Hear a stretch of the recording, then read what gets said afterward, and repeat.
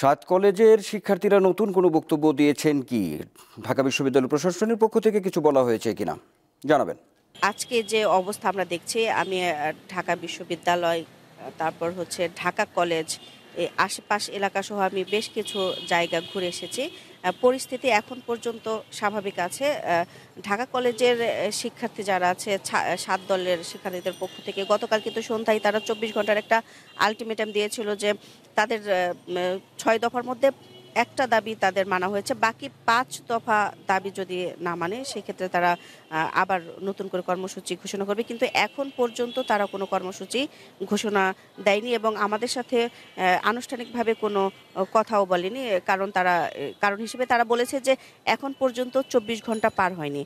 তো আজকে বিকেলের দিকে কিংবা সন্ধ্যার দিকে তারা এ বিষয়ে সংবাদ সম্মেলন করে জানাবে। নির্দিষ্ট করে কোনো সময় এখন পর্যন্ত ৭ কলেজের শিক্ষার্থীরা আমাদেরকে দেয়নি। আরেকটি বিষয়ে আপনি বললেন, ঢাকা বিশ্ববিদ্যালয় প্রশাসনের পক্ষ থেকে কিছু বলা হয়েছে কিনা। ঢাকা বিশ্ববিদ্যালয় প্রশাসনের এখন পর্যন্ত ভিসি, প্রভিসি বা প্রশাসনের সংশ্লিষ্ট যারা আছেন তারা কেউই আসেননি।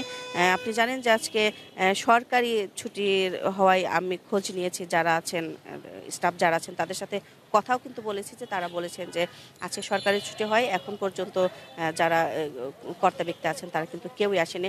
আমি ক্যাম্পাসে, ঢাকা বিশ্ববিদ্যালয়ের ক্যাম্পাসে ঘুরে শিক্ষার্থীদের সাথেও কিন্তু কথা বলেছি।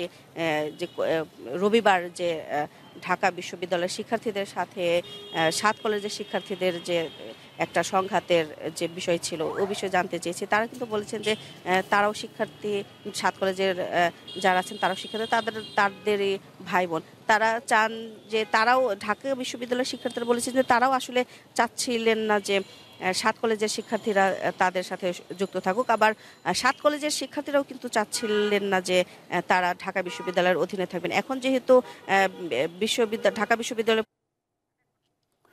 ধন্যবাদ আপনাকে। ঢাকা বিশ্ববিদ্যালয় এলাকা থেকে ছিলেন সহকর্মী দিলশাদ।